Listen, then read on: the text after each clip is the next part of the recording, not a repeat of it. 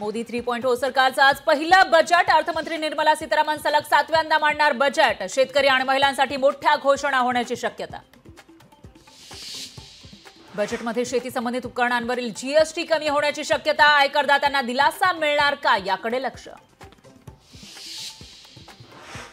मुंबईतील बेकायदा फेरीवाल्यांच्या मुद्द्यावरून हायकोर्टाकडून महापालिका आणि पोलिसांची खरडपट्टी. मंत्रालय राजभवनासमोरील फेरीवाले चालतील का, कोर्टाचा खरमरीत सवाल.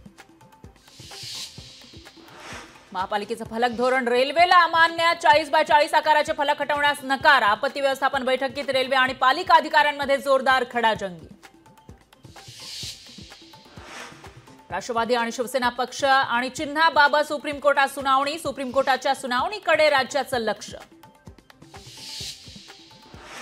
कोल्हापुरातील पूरस्थिती गंभीर. मुसळधार पावसाच्या पार्श्वभूमीवर शिवाजी विद्यापीठाच्या आज आणि उद्या होणाऱ्या परीक्षा स्थगित.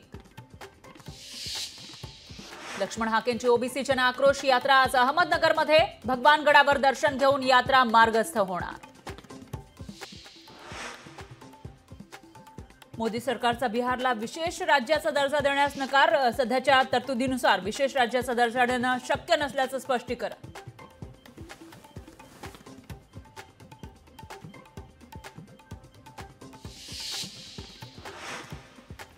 मंत्रालयात आज राज्य मंत्रिमंडळाची बैठक. बैठकीमध्ये कुठले मोठे निर्णय घेतले जाणार याकडे लक्ष.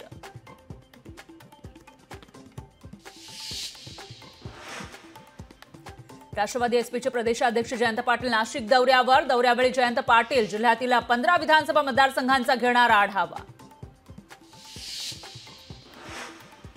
अंतरवाली सराटीमध्ये मनोज रांगेंच्या उपोषणाचा 4था दिवस. सगळे सोयरेच्या मागणीसाठी मनोज रांगेंचं उपोषण सुरूच.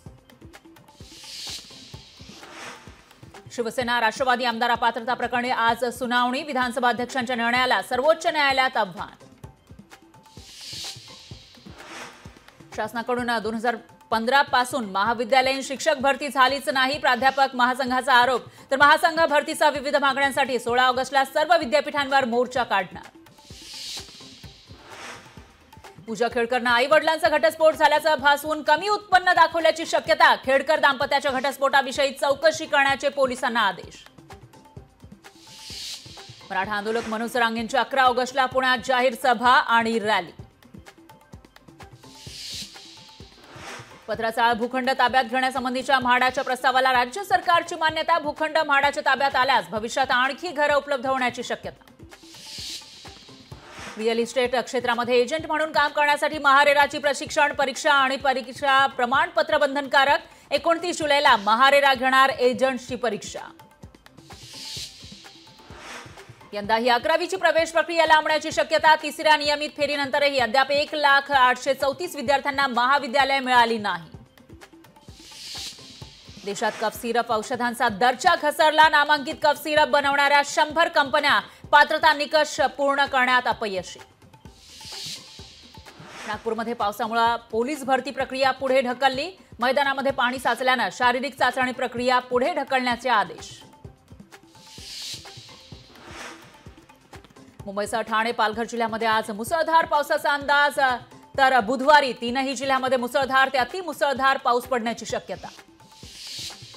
निफाडच्या चौंदोरीमध्ये रंगतोय बोहडा उत्सव. 300 वर्षांची परंपरा असलेला बोहडा उत्सव 13 दिवस चालणार.